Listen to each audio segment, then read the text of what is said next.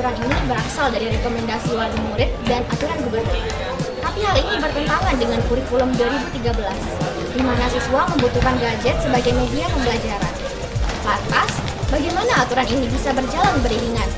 Satu beralasan, gadget akan mengganggu pembelajaran, sedangkan yang lainnya berpendapat bahwa gadget membantu pembelajaran.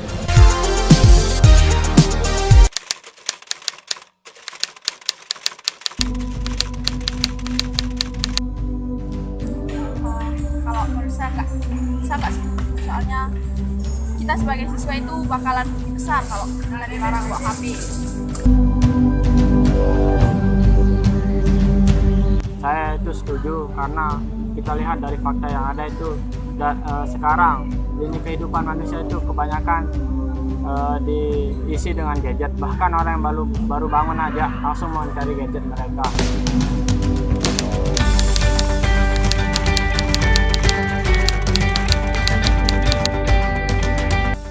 Kadang-kadang buat media pembelajaran juga HP berguna banget, buat tugas yang kadang-kadang nggak ada guru, terus gurunya nyuruh kasih tugas, nyuruh ngumpulin itu lewat WA. Terus ada yang kirimlah besok kita kirim lewat HP, presentasi kadang-kadang di video kirim lewat WA. Browsing juga buat pelajaran yang nggak ada di buku karena di sini juga kekurangan buku. Perpustakaan jarang dikunjungi gitu, jadi lebih gampang aja gitu pakai internet, pakai HP.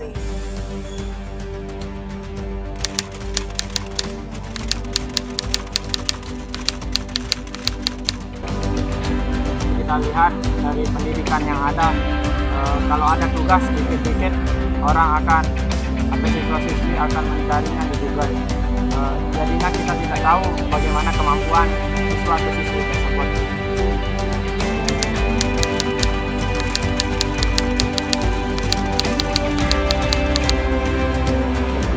Kita tidak serta-merta melarang pengungkapan bahwa tentu kalian juga nanti ada surat, ya, surat penyampaian ke orang tua bahwa HP tidak boleh dibawa ke madrasah, karena jika dibawa tentu kita kembalikan pada diri kita apakah HP itu digunakan untuk pembelajaran atau kita jadikan untuk main-main atau rekreasi yang membawa kita ke dampak yang terburuk.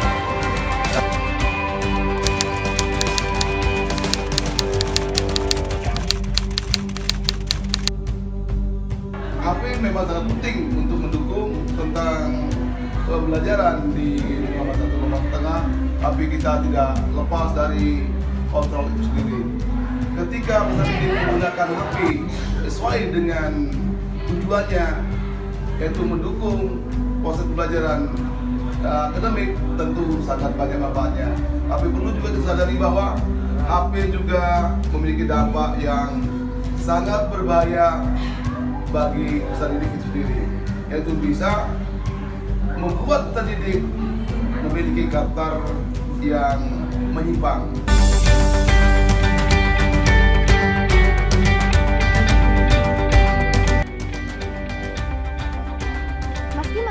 Jika peraturan ini sudah disosialisasikan, apakah siswa dapat terlepas dari ketergantungan gadget? Meski sebagian besar dari siswa sudah terbiasa mengirim tugas melalui gadget, belajar melalui gadget, mengirim dan menerima tugas dari guru melalui gadget, mencari referensi dari gadget. Lantas, kalau dilarang, bagaimana ya?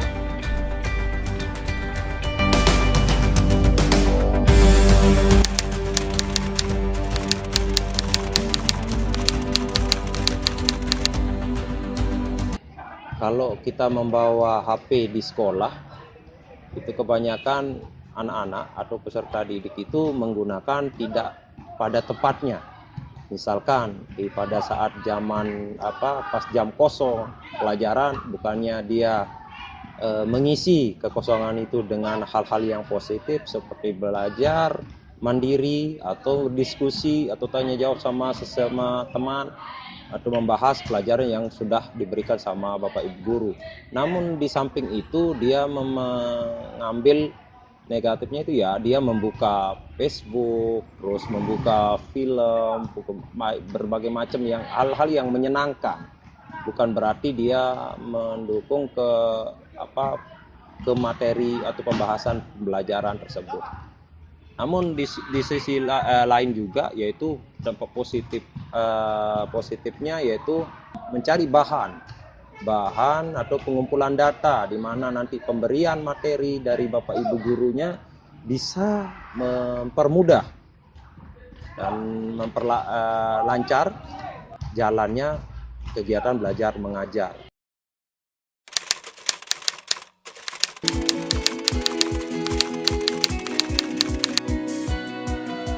Kalau ada tikus di lumbung, cari tikusnya, jangan bakar lumbungnya.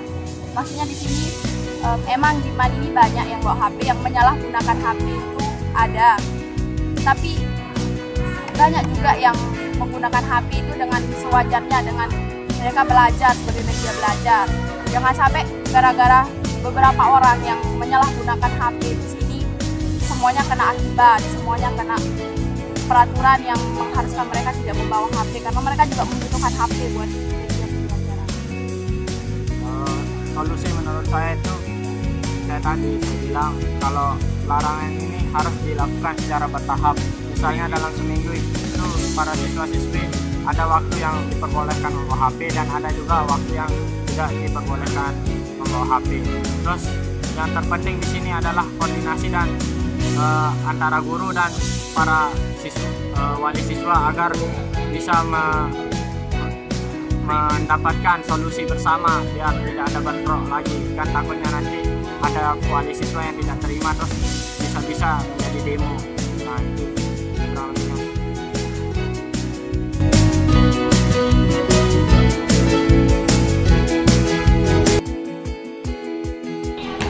Tidak dapat dipungkiri, penyalahgunaan gadget di kalangan remaja memang sering terjadi.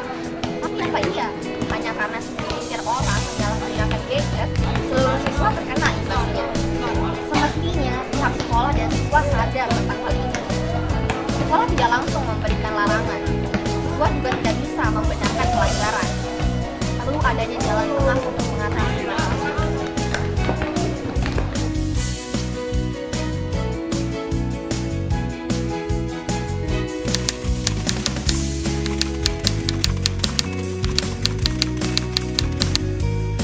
Memang Perguru 13 memberikan dukungan atau sinyal untuk membawa HP, tapi sekali lagi sesuai dengan permintaan orang tua bahwa HP lebih banyak mudaratnya daripada manfaatnya.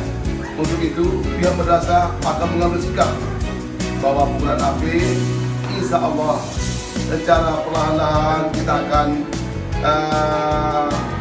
larang untuk dibawa ke madrasah, kecuali nanti jika ada guru mata pelajaran yang ingin menggunakan HP dalam pembelajaran, maka guru mata pelajaran tersebut tentu harus melaporkan diri ke pihak guru BK.